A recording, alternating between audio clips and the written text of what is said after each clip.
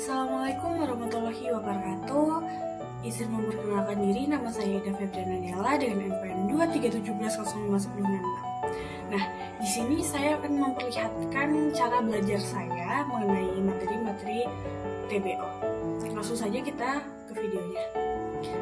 Nah, kita di sini mempelajari tentang FSA atau Finite State Automata atau automata berhingga adalah satu konsep fundamental dalam mata kuliah teori bahasa dan otomata. Nah, jadi FSA adalah model matematika yang digunakan untuk mempresentasikan dengan menganalisis sistem yang memiliki jumlah keadaan terbatas. Model ini sering digunakan untuk mengenali bahasa formal, memeriksa validasi input, dan memodelkan berbagai sistem komputer dan tata ternak. Nah, berikut adalah penjelasan lengkap tentang FSA. Yang pertama itu adalah definisi Finite State Automata. Jadi, FSA adalah sebuah mesin abstrak yang terdiri dari sekumpulan keadaan atau state yang menyatakan posisi atau kondisi tertentu di automata. Kemudian yang kedua itu alfabet, memasukkan atau input alfabet, simbol-simbol yang bisa dibaca oleh automata. Yang ketiga, keadaan awal start state. Keadaan awal di mana automata memulai operasinya. Kemudian yang keempat, keadaan akhir atau escape state. Keadaan di mana automata menerima input yang valid. Nah, yang kelima adalah fungsi transisi. Fungsi yang mendefinisikan pemindahan dari suatu keadaan ke keadaan lain berdasarkan simbol masukan. Kemudian yang selanjutnya adalah jenis Finite State Automata. Jadi FSA terdiri dari dua jenis utama. Yang pertama itu Deterministic Finite Automata atau DFA. Nah, pada setiap keadaan dan simbol masukan hanya ada satu transisi yang mungkin. Kemudian tidak ada ketidakpastian dalam proses transisi. Yang kedua adalah ada Non-Deterministic Finite State atau NFA. Pada keadaan tertentu, sebuah simbol masukan dapat memiliki lebih dari satu transisi. Kemudian automata dapat memilih salah satu jalur transisi yang tersedia. Kemudian apa sih komponen FSA? Jadi FSA biasanya dipresentasikan sebagai himpunan key, himpunan keadaan state. Kemudian ini adalah himpunan alfabet masukan. Kemudian fungsi transisi yang membentangkan pasangan state atau simbol state berikutnya. Kemudian Q0 keadaan awal. Kemudian F himpunan keadaan akhir. Cara kerja FSA itu yang pertama memulai dari keadaan awal atau Q0.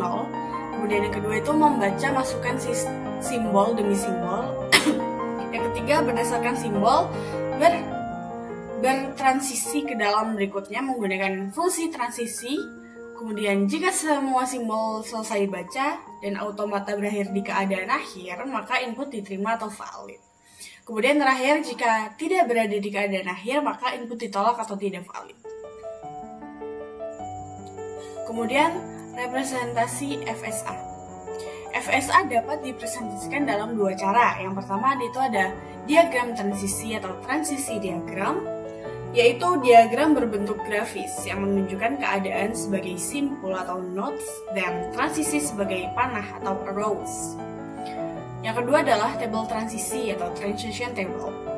Tabel yang menunjukkan transisi antara keadaan berdasarkan masukan. Lalu yang keenam ada aplikasi FSA.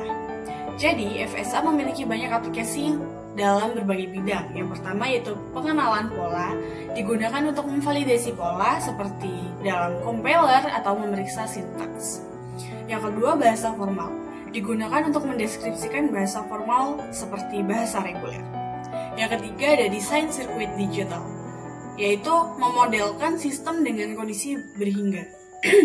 Yang keempat ada sistem pengendali, digunakan dalam mesin otomatis seperti vending machine.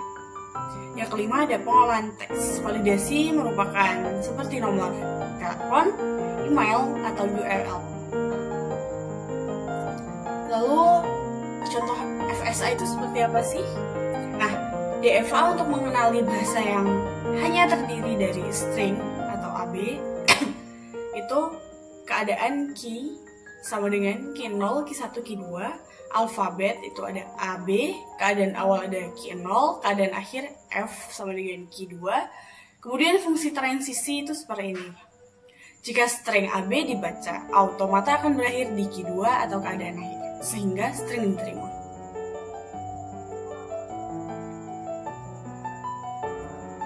Nah, hubungannya dengan teori bahasa. FSH hanya mengenali bahasa reguler atau regular language. Bahasa yang lebih kompleks seperti bahasa kontekstual bebas atau bahasa tak bebas membutuhkan model automata yang lebih kuat seperti push down automata atau turning machine. Jadi FSA adalah konsep dasar yang menjadi landasan untuk mempelajari model automata lain yang lebih kompleks.